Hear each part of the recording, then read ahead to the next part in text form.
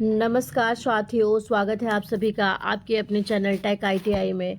आज मैं डीआरडीओ के का पूरा सिलेबस का एनालिसिस करने वाली हूँ और लास्ट जो स्ट्रैटेजी है उसके बारे में बताने वाली हूँ कि कैसे आप प्रिपरेशन करोगे कि आप डीआरडीओ का मतलब जो एग्ज़ाम है वो क्रैक कर सकते हैं। ठीक है, तो पहले हम लोग देखते हैं कि क्या क्या है हमारा। ठीक है, तो देखिए ये आप लोगों ने भरा होगा, 11 जनवरी को लास्ट सबमिशन फॉर्म था, उसने उसको आप लोग डाले होंगे। ठीक है, लास्ट डेट 11 जनवरी था ये। ओके, और एग्ज़ाम कब कंडक्ट होगा? 23 मार्च। ठीक है, याद रखना है आप लोग का एग्ज़ाम 23 मार्च को डीआरडीओ का एग्ज़ाम होना है, 23 मार्च को। ठीक है, तो उसके लिए हम लोग तैयारी कर रहे हैं अभी। कितना पोस्ट के लिए आया था? तो 764 पोस्ट के लिए आया था। अब देख लेते हैं कि क्या किस किस के लिए। तो देखिए हमारा सीनियर टेक्नीशियन असिस्टेंट बी के लिए है 561 पोस्ट और टेक्नीशियन ए के लिए है 203 पोस्ट। ठीक है, तो इसमें सीनियर टेक्नीशियन वाले में कौन कौन है? तो बीएससी डिग्री होनी चाहिए या फिर डिप्लोमा होनी चाहिए। ठीक है, और टेक्नीशियन ए के लिए क्या है हमारा? तो आईटीआई सर्टिफिकेट के लिए होनी चाहिए। ठीक है, अगर आईटीआई आप किसी भी रिलेवेंट ट्रेड से किए हुए हैं तो आप टेक्नीशियन ए के लिए आप एलिजिबल थे, है ना। तो यहाँ पे देखिए रिटन एग्ज़ाम होगा, ट्रेड टेस्ट या स्किल टेस्ट होगा। रिटन एग्ज़ाम भी टीयर 1 और टीयर 2 होगा यहाँ पे हमारा। ठीक है, फिर ट्रेड टेस्ट होगा, स्किल टेस्ट होता है, फिर डॉक्यूमेंट वेरिफिकेशन डीवी होगा, उसके बाद मेडिकल एग्जामिनेशन होगा। ओके, तो देखिए कल यहाँ पे आपका 6 तारीख है और ये देखिए 5 मार्च को एक नोटिस आया है जिसमें टीयर 1 के लिए बताया गया है। ठीक है, तो हमारा टीयर 1 कब होगा? तो 23 मार्च 2026 को मंडे को हमारा टीयर 1 होगा। ओके, और जो सिटी इंटीमेशन है वो आपका डीआरडीओ वेबसाइट में आपको बताया जाएगा। एडमिट कार्ड भी जो है डाउनलोड होगा, वो भी आपका बताया जाएगा। ठीक है, तो देखिए हम लोग अब सिलेबस पे चर्चा करते हैं। तो सिलेबस में हम लोगों को क्या क्या पढ़ना है? देखिए ये इंग्लिश का है और ये हमारा हिंदी का सिलेबस है। ठीक है, तो देखिए इसमें हम लोगों को क्या क्या पढ़ना है वो हम लोग देख लेते हैं। तो देखिए यहाँ हमारा पहले टीयर 1 का बात करेंगे, टीयर 2 ये निकलने के बाद टीयर 2 का एग्ज़ाम दोगे तब फिर टीयर 2 के लिए बाद में हम स्ट्रैटेजी लेकर आएंगे। ठीक है, तो टीयर 1 में हम लोगों को देखना है कि क्या क्या पढ़ना है। तो देखिए इसमें हमारा जनरल साइंस है 40 क्वेश्चन का। ठीक है, साइंस है मतलब कि हमारा साइंस कितने क्वेश्चन का है? साइंस हमारा 40 क्वेश्चन आएगा इसमें। ठीक है, कितना? 150 क्वेश्चन टोटल है और मैक्सिमम मार्क्स 150 है। ठीक है, तो ये 40 क्वेश्चंस आएंगे। और इंग्लिश, ठीक है, जनरल इंग्लिश का बात करेगा तो इंग्लिश हमारा 30 है। फिर एप्टी मतलब मैथ्स अगर बात करेगा, एप्टीट्यूड मैथ्स, अगर मैथ्स का अगर बात करता है हमारा तो यहाँ पे 40 क्वेश्चंस मैथ्स के आते हैं, 40 क्वेश्चन 40 मार्क्स के। ठीक है, फिर रीजनिंग का बात करेगा, रीजनिंग कितना है? तो ये हमारा 40 क्वेश्चन 40 मार्क्स का होगा। ठीक है, तो बस हमारा यही सिलेबस हमारा दोनों के लिए, टेक्नीशियन ए के लिए और टेक्नीशियन बी के लिए, दोनों के लिए है ना, दोनों के लिए, ये बी के लिए भी है और टेक्नीशियन ए मतलब आईटीआई या डिप्लोमा दोनों के लिए सेम सिलेबस है। ठीक है, तो 40 क्वेश्चन साइंस से है, इंग्लिश से 30 क्वेश्चन है, मैथ्स 40 और रीजनिंग जो हमारा 40 क्वेश्चन हो गया। टोटल 150 क्वेश्चन हमारे आ गए। ठीक है, 150 क्वेश्चन 150 मार्क्स का। तो देखिए ये हमारा हिंदी में हो जाता है विज्ञान 40 मार्क्स का, इंग्लिश 30 मार्क्स का और मैथ्स जो है वो 40 और जो बुद्धिमत्ता है मतलब रीजनिंग जो है वो भी 40 प्रश्न 40 क्वेश्चंस के आएंगे। ठीक है, तो देखिए यहाँ पे अब देखिए हम लोग कैसे कैसे कि इसको हम लोग का प्रिपरेशन करते हैं।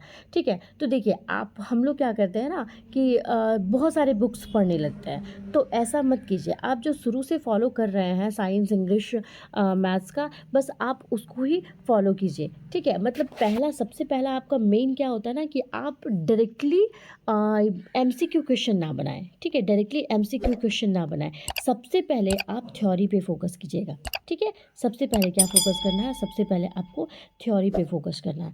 मतलब कि अगर आप साइंस पढ़ा रहे, साइंस का 40 क्वेश्चन है, साइंस अगर आपको विज्ञान अगर आपको मतलब तैयारी करना है तो सबसे पहले आप हर एक टॉपिक को पहले थ्योरी पढ़िए उसका। ठीक है, डीप नॉलेज पहले उसका थ्योरी पढ़िए। ठीक है, कुछ नहीं, आपको कोई यूट्यूब चैनल उठा लीजिए, उससे आप थ्योरी पढ़ लीजिए। ठीक है, या फिर आप एनसीईआरटी, ठीक है, एनसीईआरटी का जो भी बुक्स होता है उसको सिर्फ आप पढ़िए। एनसीईआरटी का बुक अगर आप पढ़ेंगे उसी से आपका सारा साइंस का क्वेश्चन जो होता है वो आपका हो जाएगा। एनसीईआरटी का बुक पढ़िए थ्योरी के लिए, ठीक है। और कोई भी टेस्ट सीरीज आप, टेस्ट बुक आता है, कोई भी टेस्ट सीरीज जिसको आप अच्छे से जानते हो, या टेस्ट बुक, हम लोग तो जब प्रिपरेशन करते थे तो टेस्ट बुक ही फॉलो करते थे, ठीक है। तो टेस्ट बुक को आप उठाइए और जिस टॉपिक से आप क्वेश्चन थ्योरी पढ़े हो उसका आप टेस्ट लगा लीजिए, ठीक है। बस आपको इतना ही करना है। एनसीईआरटी का बुक पढ़िए, टेस्ट लगाइए, एनसीईआरटी का बुक पढ़िए, टेस्ट लगाइए, ठीक है। इसी तरह आपको इंग्लिश में आपको जो भी अभी तक आपने पढ़ते आए हैं आप इंग्लिश का, बस आप इंग्लिश का वही चीज़ रिवीजन कीजिए, ज़्यादा कुछ करने की ज़रूरत नहीं है। हर एक टॉपिक को रिवीजन कीजिए, ठीक है। मतलब उसका थ्योरी पढ़िए और फिर आप इंग्लिश में थ्योरी पढ़िए, फिर टेक्स्ट बुक से आप टेस्ट लगाइए, या फिर आप जो भी मतलब ऐप यूज़ कर रहे हो उसी से हम कोई ये का प्रचार नहीं कर रहे हैं, ठीक है। तो आप जो है वो ये टेस्ट लगाइए, ठीक। इसी तरह मैथ्स है, मैथ्स भी आप 40 मार्क्स का है, तो मैथ्स भी पहले आप थ्योरी पढ़िए। जैसे आप परसेंटेज है तो पहले परसेंटेज का आपने अगर कॉपी बना के रखा है तो आप पहले कॉपी से देखिए, ठीक है। अगर परसेंटेज आपको पढ़ना है तो जो भी आपका थ्योरी है, मतलब जो भी जितना क्वेश्चंस आप बना के रखे हैं उसको एक एक टॉपिक को बढ़िया से देखिए, ठीक है। अगर आप उसको अच्छे से सॉल्व कर लेते हैं उसके बाद आप टेक्स्ट बुक जाइए या फिर कोई भी टेस्ट में जाकर उसका आप टेस्ट तो लगाइए, ठीक है। और कोशिश कीजिए डीआरडीओ का ही लगाने का, ठीक है। डीआरडीओ का ही लगाने का, सारा टेक्स्ट बुक से ही सारा डीआरडीओ का लगाइए। और सिर्फ टेक्स्ट बुक से टेस्ट लगाना नहीं है, जो भी क्वेश्चन गलत हुआ है, जो भी क्वेश्चंस आपका गलत हुआ है उसको आप कॉपी पे लिखिए और उसी टॉपिक को बढ़िया से बनाइए, ठीक है। उसी टॉपिक को इतना अच्छे से एनालिसिस कीजिए कि नेक्स्ट टाइम से इस टॉपिक पे आपका, इस टॉपिक से आपका क्वेश्चन गलत ना हो, ठीक है। ये हम लोगों को ध्यान में रखना है, ठीक है।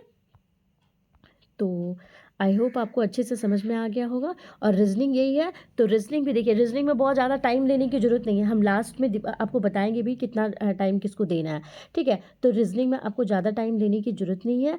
आप रीजनिंग में क्या कर सकते हो कि रीजनिंग में कोई भी, जैसे ब्लड रिलेशन है तो एक बार आप ब्लड रिलेशन को अच्छे से देख लीजिए, ठीक है। ब्लड रिलेशन को आप अच्छे से देख लीजिए, उसके बाद आप टेस्ट लगाइए, ठीक है।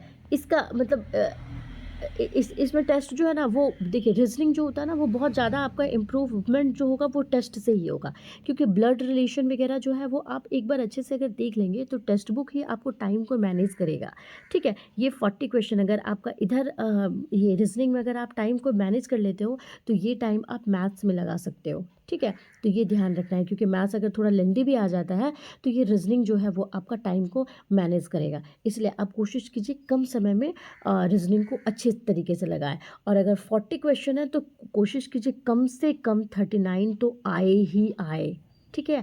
ऐसा आप टेस्ट दीजिए, इतना बार टेस्ट दीजिए कि 39 जरूर आए, ठीक है। कम डेली, अभी आज से आप सेट कीजिए अपना टारगेट, और 23 मार्च तक डेली एटलीस्ट 2 टेस्ट दीजिए आप, सिर्फ रीजनिंग का 40 मार्क्स का देखिएगा, टेक्स्ट बुक में आया हुआ है 40 क्वेश्चन का, आराम से आप उसको दे सकते हैं, ठीक है। कम से कम एक तो दीजिए ही, लेकिन मैं बोलूँगी कि डेली 2 दीजिए, ताकि आपका जो रीजनिंग है वो बहुत अच्छा से हो पाए, ठीक है। मॉक टेस्ट का आपका स्ट्रैटेजी ये हो सकता है कि हर 2 दिन में आप एक मॉक टेस्ट तो ज़रूर लगाएं। मॉक टेस्ट मतलब कि पूरा का पूरा टेस्ट आपको लगाना है। ऐसे मैंने क्या बोला था कि हर एक टॉपिक को, जैसे आपने थ्योरी किया, ठीक है, जैसे साइंस से कोई भी रिलेटेड से आप थ्योरी किए, ठीक है। जैसे कि आप लाइट चैप्टर पढ़े, ठीक है, तो लाइट चैप्टर आप थ्योरी किया आपने, अब इसका शॉर्ट जो आता है ना सब्जेक्ट टेस्ट, आप सब्जेक्ट टेस्ट इसको अच्छे से लगाइए, ठीक है। या फिर आपके पास जो बुक्स है, जो भी आप ट्यूशन वगैरह पढ़ रहे हैं, जो भी बुक है आपका, उससे आप रिलेटेड जितना भी क्वेश्चन है वो आप अच्छे से उसका MCQ लगाइए, उसके बाद आप टेस्ट दीजिए, ठीक है। उसके बाद आप हर 2 दिन में कम से कम एक मॉक टेस्ट तो जरूर दें, ठीक है। मतलब रूल क्या होना चाहिए कि आपका 90 मिनट्स का आप टाइमर लगाइए और एग्ज़ाम के जैसा माहौल सेट कीजिए। मतलब ऐसा नहीं है ये डिस्टर्ब कर रहा है, वैसे डिस्टर्ब कर रहा है, ऐसा नहीं है। एग्ज़ाम जैसा माहौल सेट कीजिए, एकदम बैठिए, प्रॉपर टेबल पे बैठिए, उसके बाद फिर आप टेस्ट लगाइए। उसके बाद आप क्या करेंगे कि एनालिसिस करेंगे कि कहाँ गलती हो रही है। अगर गलती हुई मेरी, तो वही टॉपिक पे हमको अच्छे से उसका थ्योरी पढ़ना है, उसके बाद फिर से टेस्ट लगाना है। आप लोग क्या करते हैं कि डायरेक्टली आप लोग एमसीक्यू पे उतर जाते हैं। नहीं, ऐसा नहीं करना। सबसे पहले आपको थ्योरी को स्ट्रॉन्ग करना है। अगर आपका थ्योरी स्ट्रॉन्ग है, अगर आपको उस सब्जेक्ट के बारे में अच्छे से नॉलेज है, तो आपका जो एमसीक्यू है वो गलत होने की चांसेस है ही नहीं, वो 100% सही होगा। इसीलिए आपका जो भी टॉपिक वीक है, उस पे आप ध्यान दीजिए, ठीक है। यही हमारा स्ट्रैटेजी होनी चाहिए कि हर 2 दिन में एक मॉक टेस्ट तो ज़रूर लगाएँ और उसको आप एनालिसिस बढ़िया से कीजिएगा। फिर अगर लास्ट डे 5 डेज़ बचेगा, तो 5 दिन में सिर्फ हम रिवीजन करेंगे। जितना भी फॉर्मूला है वो सब रिवीजन करेंगे। आपने जो पढ़ा है अभी, जैसे कि आप लाइट चैप्टर पढ़ रहे हैं, तो उसमें जो भी शॉर्ट्स नोट्स है उसको आप एक कॉपी में लिखते जाइएगा। तो शॉर्ट्स नोट्स जो हैगा होगा वो पढ़ लेंगे। और प्रॉब्लम और सबसे ज़्यादा इम्पॉर्टेंट है कि आप प्रीवियस ईयर क्वेश्चन को सॉल्व कीजिएगा। कोई नया किताब, कोई टॉपिक जो है वो शुरू नहीं करेंगे, सिर्फ प्रीवियस ईयर के क्वेश्चन को सॉल्व करेंगे। इससे भी जो हम लोग 2 दिन में एक मॉक टेस्ट दिए ना, मॉक टेस्ट मतलब जितना भी डीआरडीओ का प्रीवियस ईयर का क्वेश्चन है ना, उसको आप देखेंगे, ठीक है। पीवाईक्यू को आप देखेंगे, प्रीवियस ईयर क्वेश्चन को देखेंगे, और इससे रिलेटेड जितना भी टॉपिक है जो आप में आपको दिक्कत हो रहा है, उसको आप अच्छे से पढ़ेंगे। तो आई होप आपको बहुत अच्छे से समझ में आया होगा कि कैसे क्या पढ़ना है। अब देखिए, जब एग्ज़ाम में आप जाएंगे तो सबसे पहले इजी क्वेश्चन को आप देखेंगे, ठीक है, टैकल करेंगे। उसके बाद ये ध्यान में बहुत ज़रूरी रखना है कि कोई भी जो क्वेश्चन है बहुत ज़्यादा टाइम नहीं देंगे, मतलब मैक्सिमम 1 मिनट, उससे ज़्यादा टाइम नहीं देंगे। हम लोग क्या करते हैं ना कि जैसे कोई भी क्वेश्चन मैथ्स का आया और मुझे पता है, तो अब क्या है कि हम एकदम अपने ईगो पे ले बैठते हैं कि नहीं, हमको सॉल्व करना ही है, सॉल्व करना ही है। और इस टाइप से करते करते एक ही क्वेश्चन में मतलब 5 मिनट 6 मिनट दे देते हैं। इससे हमारा जो आगे का क्वेश्चन जो ईजी रहता है वो हमारा छूट जाता है। तो इसलिए ईगो में आपको नहीं लेना है, ठीक है। आपसे सब क्वेश्चन सॉल्व होगा, लेकिन बस आपको ये मैनेज करना, टाइम मैनेज करना बहुत ज़रूरी होता है। इसीलिए आप अपने कोई भी क्वेश्चन को ईगो में नहीं लीजिएगा कि हाँ, ये क्वेश्चन हम सॉल्व करेंगे ही। 1 मिनट में हुआ तो हुआ, नहीं तो स्किप करेंगे। क्योंकि एग्ज़ाम जो सेट करते हैं वो ना उनका स्ट्रैटेजी होता है कि स्टार्टिंग में जो है वो हमारा हार्ड क्वेश्चन दे, ताकि बच्चे इसमें मतलब ये हो जाए, फंस जाए। इसलिए उसके उसके स्ट्रैटेजी को थोड़ा समझिएगा, ठीक है। और तीसरी बात कि आप तुक्का तो बिल्कुल मत लगाइएगा, ठीक है। एकदम कम से कम तुक्का लगाइए। ये अगर तुक्का लगाने का जो अगर ये है वो अगर सुधर गया, तो आपका एग्ज़ाम में एकदम 100% सिलेक्शन होगा। एकदम तुक्का, एकदम गेस जो है वो एकदम कम से कम करें, ठीक है। और लास्ट 10 मिनट्स को बचा के रखें, ताकि रिव्यू कर सके कि क्या क्या मैंने बनाया है, छूटा तो नहीं, इस टाइप से। मतलब ऐसा आप करेंगे कि 10 मिनट आपके पास टाइम बचा रहेगा, ठीक है। तो आई होप आपको बहुत अच्छे से डीआरडीओ का सिलेबस भी समझ में आ गया होगा, और लास्ट डे का स्ट्रैटेजी है वो भी आपको समझ में आ गया होगा, ठीक है। तो बने रहिए मेरे चैनल से। Thank you. अगर आप पहली बार मेरे चैनल में आए हुए हैं, तो टेक आईटीआई को सब्सक्राइब कर लीजिए। लेटेस्ट अपडेट के लिए सारा जो आईटीआई से रिलेटेड जितना भी इंफॉर्मेशन है वो हम इसमें डाल देते हैं, ठीक है। Thank you.